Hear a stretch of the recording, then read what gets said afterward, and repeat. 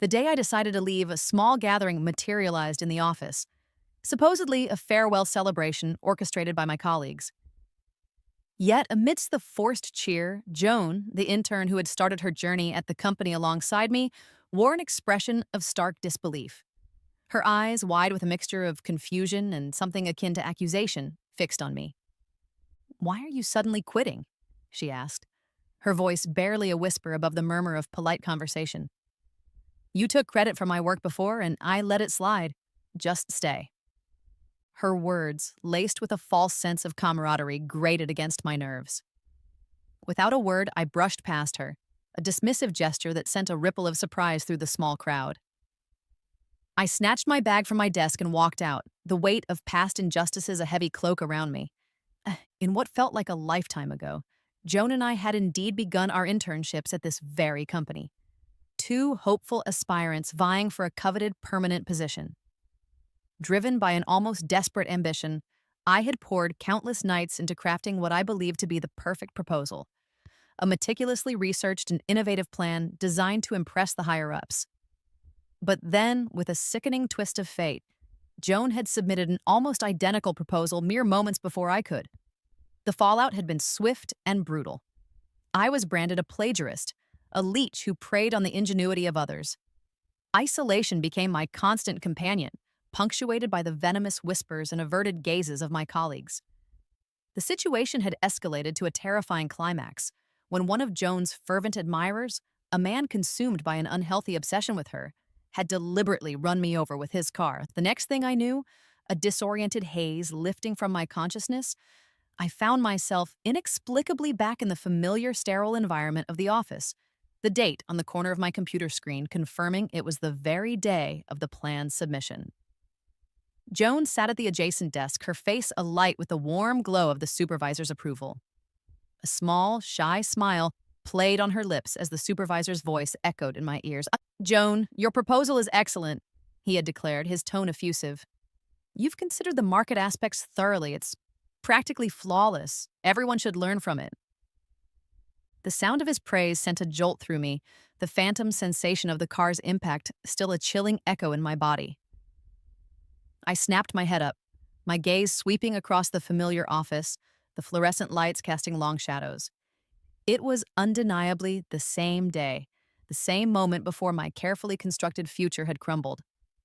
"I thought through everything," Joan added, her voice demure, basking in the supervisor's attention. "I even did field research to verify the feasibility." Jack, a boisterous colleague, chimed in, eager to contribute to Joan's moment of glory. "Yeah, I bumped into Joan at our store over the weekend. Even on weekends, she's gathering data." My eyes were glued to the screen displaying Joan's proposal, every word, every detail, a mirror image of the plan I had conceived in solitude, never once sharing my ideas with another soul.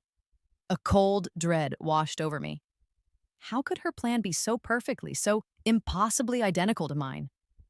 The horrifying events of the previous timeline began to replay in my mind, each moment a fresh stab of anxiety. Lost in this whirlwind of disbelieving thoughts, I barely registered the supervisor turning his attention to me. "Lisa," he said, his voice carrying a note of expectation. "It's your turn to showcase your work, but I haven't received your plan since this morning. Did you complete it?" The words caught in my throat. I wanted to say yes, to declare that my plan was equally excellent, the very plan he had just lauded in Joan's presentation. My fingers tightened around the hard drive containing my work, a knot of confusion and apprehension twisting in my stomach. How could I explain the inexplicable similarity? How could I articulate the sinking feeling that history was about to repeat itself, only this time I held the power to alter the course? The crucial difference was that, in this iteration, I had yet to submit my proposal. A wave of grim determination washed over me. I would not allow the past to dictate my future.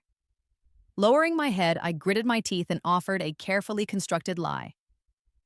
"Sorry, supervisor," I mumbled, feigning a lack of confidence. "I'm still getting used to the work, so I didn't finish on time." The supervisor's face darkened with displeasure. He slammed his phone onto the desk, the sharp sound echoing in the sudden silence. "The company isn't here to support slackers," he snapped. "You and Joan joined together and are in the same team. She can over-deliver, but you can't even hit the basic completion? There are limited positions, so make the most of it. I remained silent, my gaze fixed on the floor, absorbing his reprimand without protest.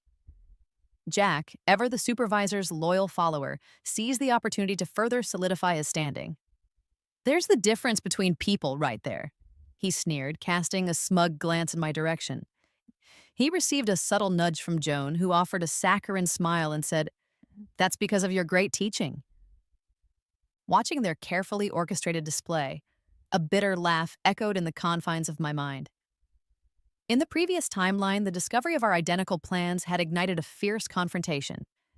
Desperate to clear my name, I had presented the extensive groundwork I had meticulously laid, hoping to prove the originality of my work. Just when I thought Joan was cornered, she had produced an equally convincing set of evidence, with Jack readily offering his unwavering support. As a senior staff member, known for his sharp intellect and perceived fairness, Jack's endorsement had instantly cast me in the role of the guilty party. Unable to provide further proof and witnessing the hushed, accusatory whispers of my colleagues. Haven't seen someone outright steal another person's work in ages. Better keep my distance. People like that should be fired. I had felt the walls closing in. Joan, ever the master of manipulation, had burst into tears, accusing me of plagiarizing her hard work, her performance bordering on theatrical fainting. Furious and defeated, I had stormed out of the office, only to be pursued by Jack, who had demanded an immediate apology to Joan. My refusal had been met with a shocking act of violence in the parking lot. It was only in the aftermath, as I lay injured and bewildered, that the chilling realization of Jack's obsessive infatuation with Joan had dawned on me. But this time, things would be different. This time, my goal extended beyond simply proving my innocence. This time, they would face the consequences of their actions. As the meeting dispersed, the office gradually emptied. Joan approached my desk, her hand reaching out to grasp my arm. "Lisa, don't worry," she said, her voice laced with a false sweetness. "I know you're capable. Something must have held you up from completing the task." She offered a playful smile. "You must do your best, too. I hope we both stay at the company." Her forced cuteness sent a wave of nausea through me. Back at my desk, I deliberately ignored the remaining colleagues and focused my thoughts on the perplexing question of how Joan had managed to access my meticulously guarded plan. Aside from the possibility of her sneaking a peek when the office was empty, I couldn't fathom how she had obtained such detailed knowledge of my work. The idea of her following me home, of her surreptitiously entering my apartment while I slept to scrutinize my files, seemed too outlandish, too much like the plot of a poorly written thriller. Yet the chilling reality of the identical proposals loomed large. Driven by a need for answers, I applied to review the office security footage after work, fabricating a story about a lost personal item. Patiently, I watched the recordings from the day I had begun working on the proposal, my eyes scanning the frames for any interaction between Joan and my workspace, any telltale sign of her accessing my computer. The footage revealed nothing. Neither Joan nor Jack had approached my desk or tampered with my belongings. But then, as the timeline progressed to the day before the submission, the video feed from the camera in my area abruptly cut out, the screen dissolving into a static-filled blackness. "What happened here?" I asked the security staff, pointing to the sudden interruption. "The camera in your area broke then," one of them explained matter-of-factly. "We've scheduled repairs for tomorrow." The timing felt too convenient, too perfectly aligned with Joan's potential need for unsupervised access. Could it be that she had seized the opportunity presented by the malfunctioning camera to examine my proposal? While there was no concrete evidence to support this theory and no one I could discreetly ask for confirmation, a sense of unease settled over me. Caution, I decided, was my best course of action. The following day, a new team task was assigned, and I resolved to safeguard my work with meticulous care. Every time I left my desk, even for a brief moment, I made sure to lock my computer screen. After work, I diligently copied all my completed documents onto an external hard drive, which I would then take home, permanently deleting everything from my computer's hard drive. This way, I reasoned, Joan would have no further opportunity to pilfer my ideas. The day before the looming deadline, Joan approached my desk, her demeanor radiating an unsettling blend of concern and veiled urgency. "Lisa, how's it going?" she asked, her voice pitched slightly higher than usual. "Need any help? We can't delay this time, or the supervisor will have a word with you." Instinctively, I minimized the document on my screen, my gaze meeting hers with a defensive edge. "Almost done," I replied curtly. "Wrapping it up soon." She persisted, her eyes lingering on my screen. "Want me to take a look?" Startled by her forwardness, I quickly refused. "No, thanks," I shot back, adding a probing question of my own. "How about you? How's yours coming along?" Joan responded with an unsettling confidence. "I'm almost finished too. I've come up with an amazing idea this time." As she elaborated, a chilling wave of recognition washed over me. Her amazing idea was the very core of my proposal, the innovative solution I had painstakingly developed after hours of brainstorming and research. How could she possibly know? The blood ran cold in my veins.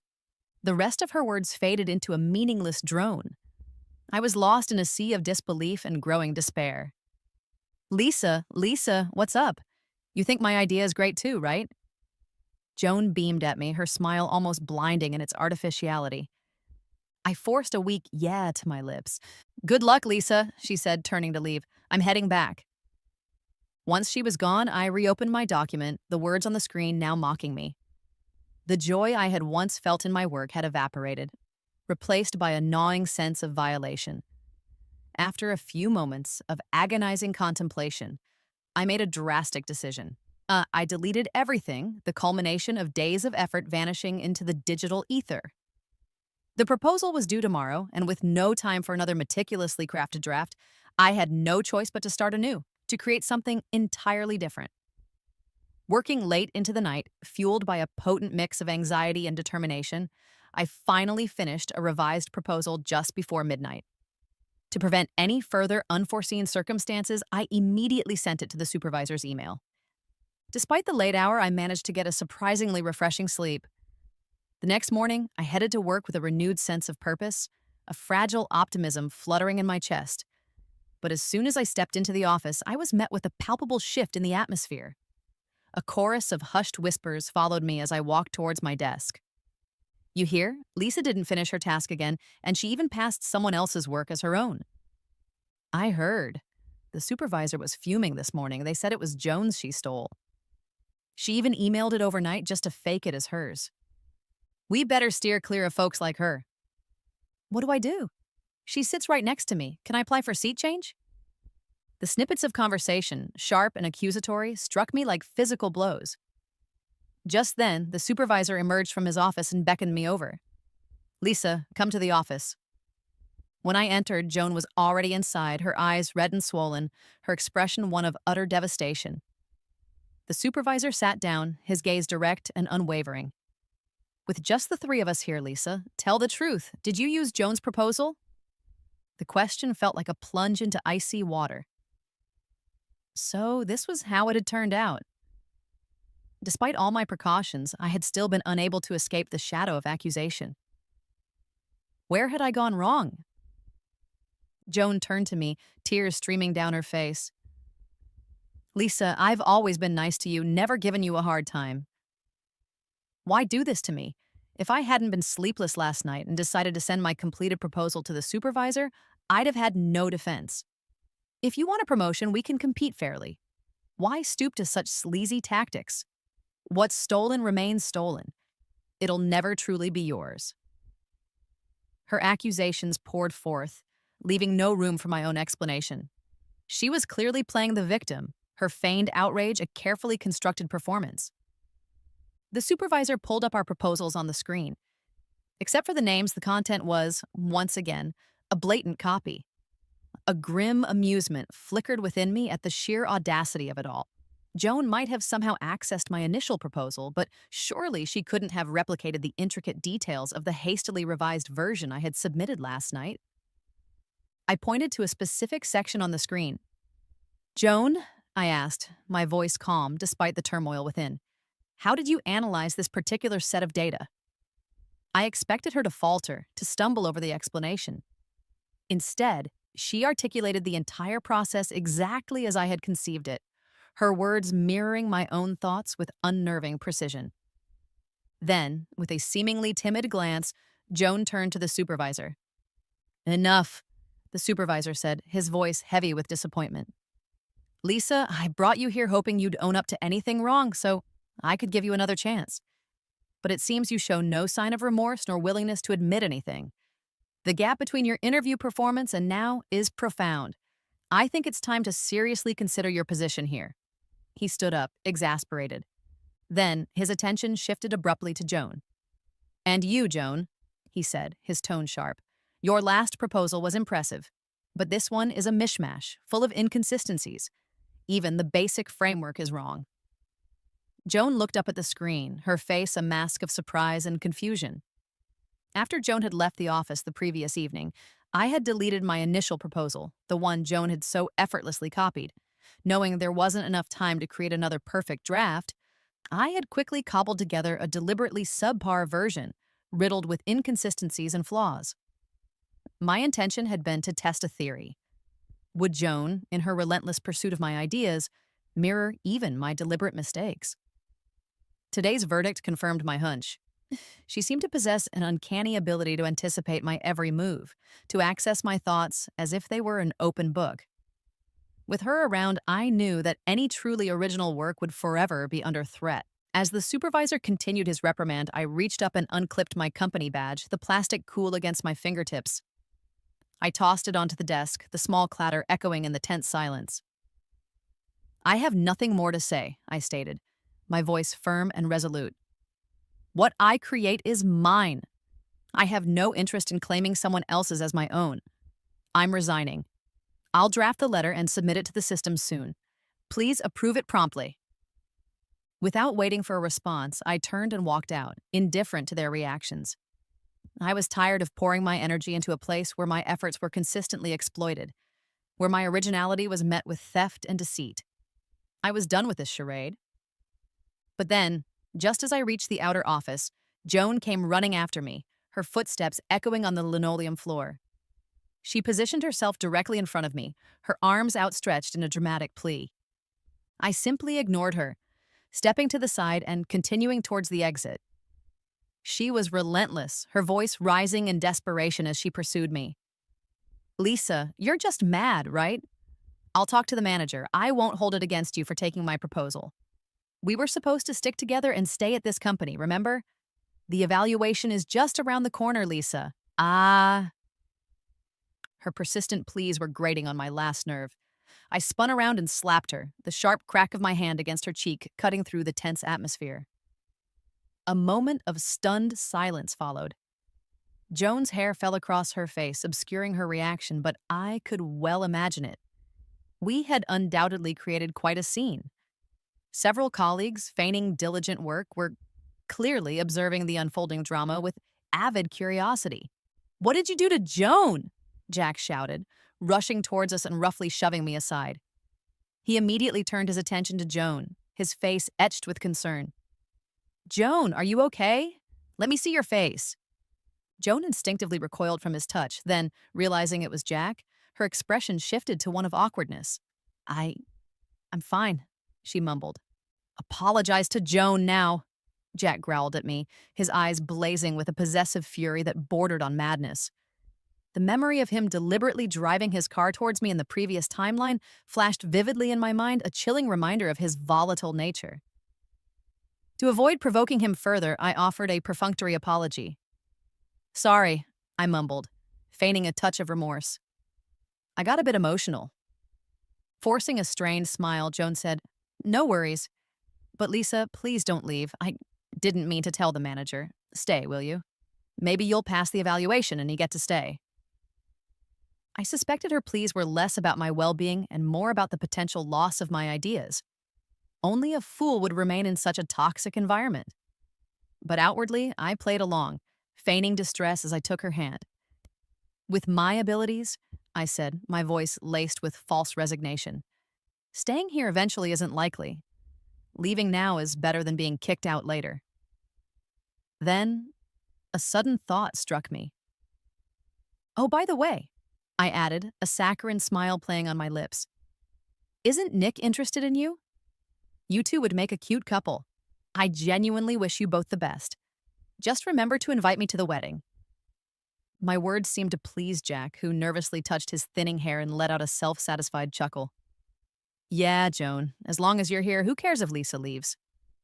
Hearing his dismissive remark and noticing the curious glances of our colleagues, Joan subtly distanced herself from Jack, a flicker of discomfort crossing her face. But she started to protest, then seemed to reconsider, ultimately saying nothing. Seeing that Jack had calmed down, I took it as my cue to make my escape, leaving the messy aftermath behind me. Soon enough, I completed the necessary exit paperwork, a feeling of liberation bubbling inside me. I hummed a cheerful tune as I packed my remaining belongings. As I walked out of the company building, I glanced back towards Joan's empty desk, a fleeting thought crossing my mind. Who would she try to copy next now that I was gone? I packed my things into my car and drove back home, the familiar streets of my neighborhood, a welcome sight after the stressful environment of the office. Usually, my cat would greet me with an enthusiastic rush to the door, but this time it remained aloof, observing me from a distance. When I tried to pet it, it let out a sharp hiss, its fur bristling. Perhaps it was the unfamiliar scents clinging to my clothes, the lingering residue of the day's unpleasantness. When my father arrived home later that evening, he found me lounging on the couch, a facial mask plastered to my face, my legs crossed comfortably as I watched television. He looked slightly perplexed. Is something up at work today? Why are you home so early? I shrugged nonchalantly. I quit. My father burst into laughter, a hearty sound that filled the living room. I told you. I could just give you a position. But no, you insisted on starting at the bottom. And now you quit on your own? Honestly. The truth was, the company where I had interned was one of our family's subsidiaries. Back when I had graduated, my father had offered me a comfortable position within the family business, but I had stubbornly refused. I had envisioned working my way up the corporate ladder as a personal challenge, akin to leveling up in a game. So I had applied to this particular company and had been hired based on my own merits, or so I had believed.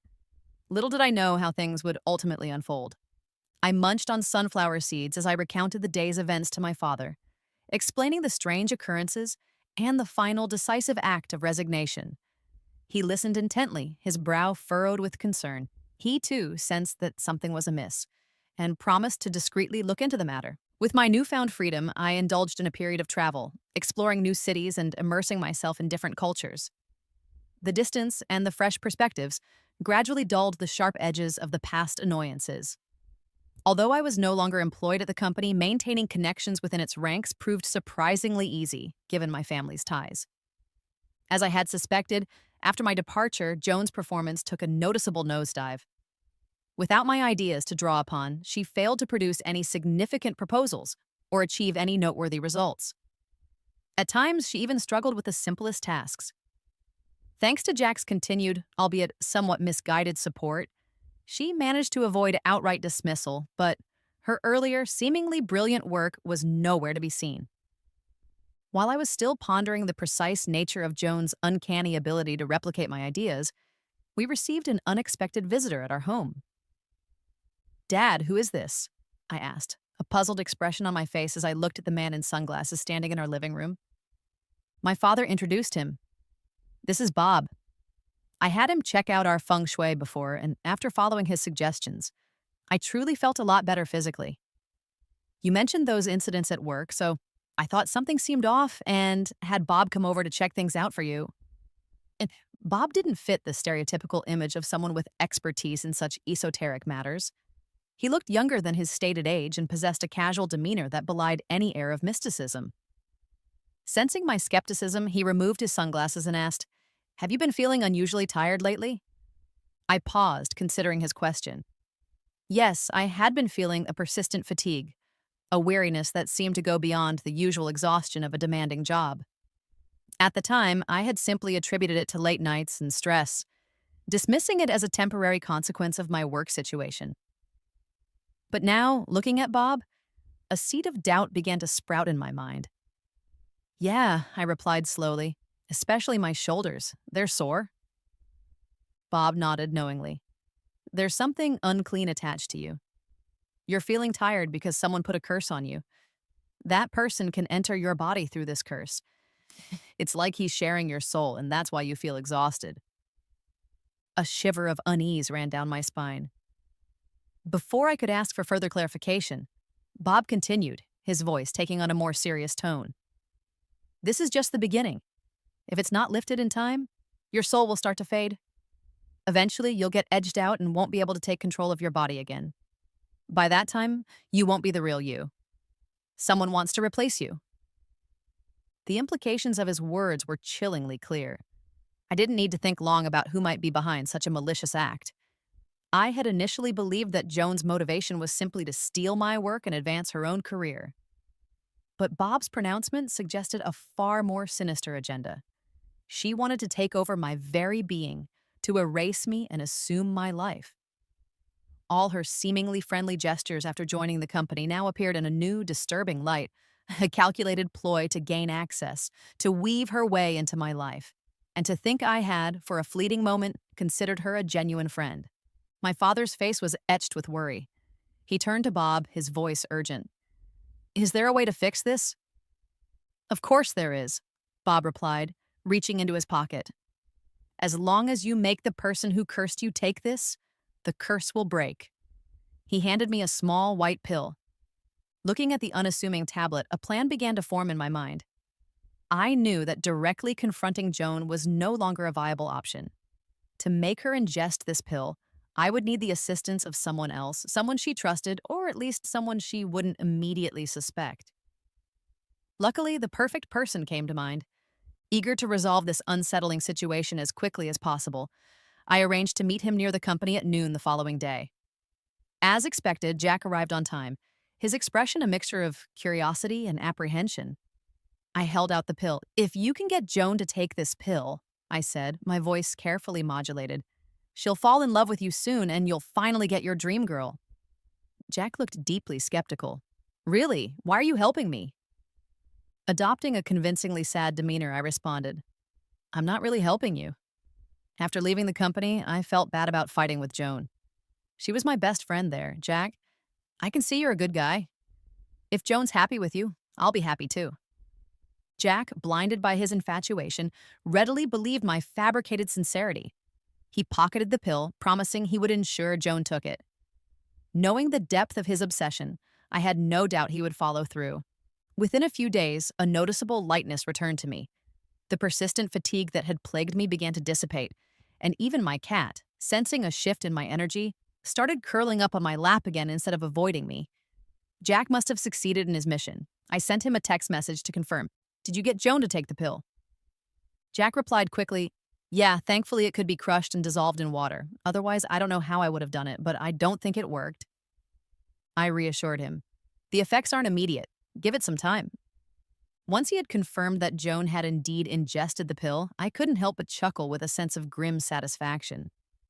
With the immediate threat seemingly neutralized, I decided to take a simple, low-profile job at the company using a slightly altered identity to witness Joan's inevitable downfall up close. The day I walked into the office with my new credentials, the manager and Jack were visibly stunned, their mouths agape in disbelief. Only Joan's face remained tense, her jaw clenched so tightly I thought she might crack a tooth.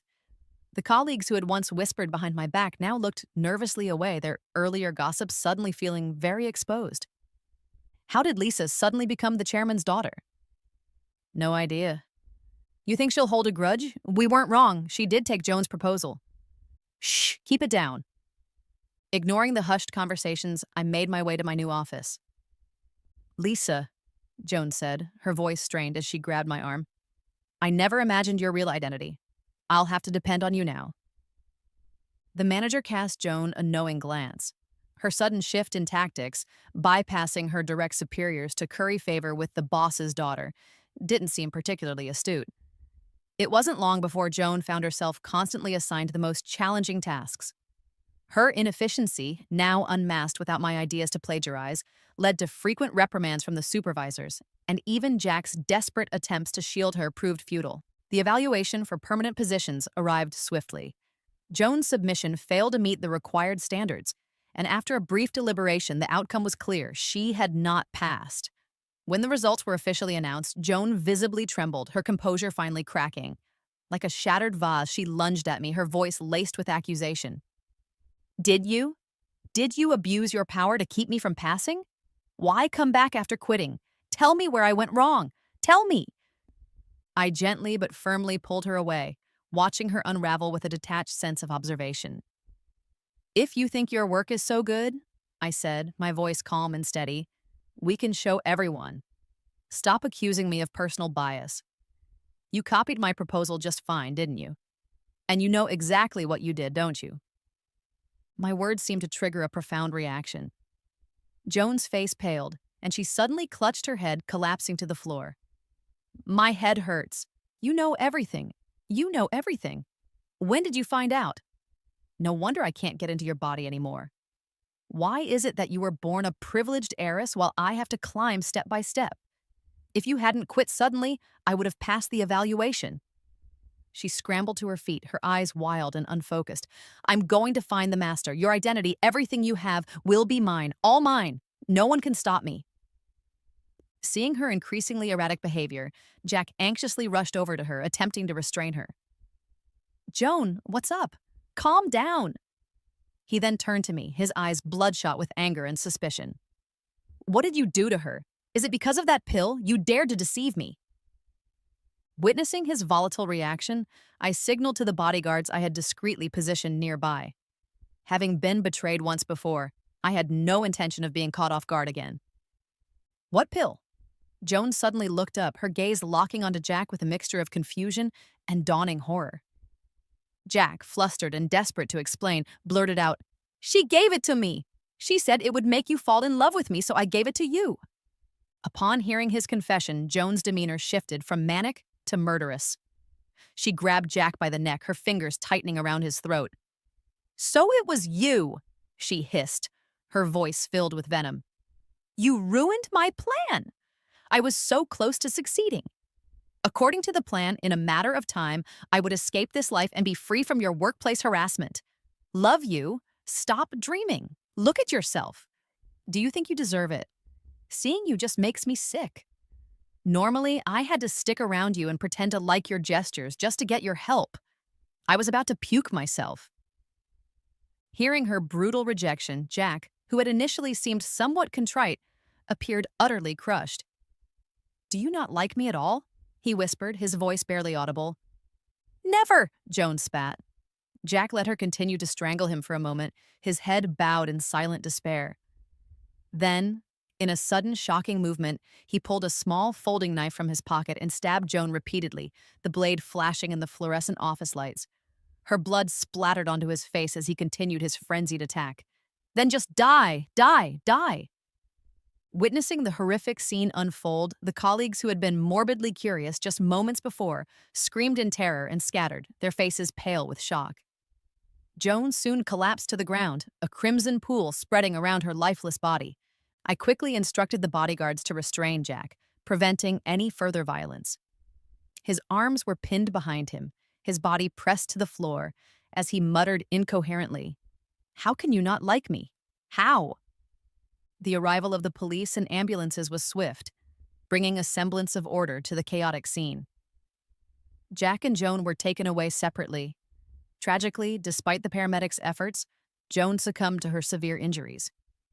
Jack, found guilty of intentional murder, was sentenced to life imprisonment. The individual who had provided Joan with the manipulative curse method, a shadowy figure known only as the Master, was also apprehended and taken into police custody for promoting harmful schemes.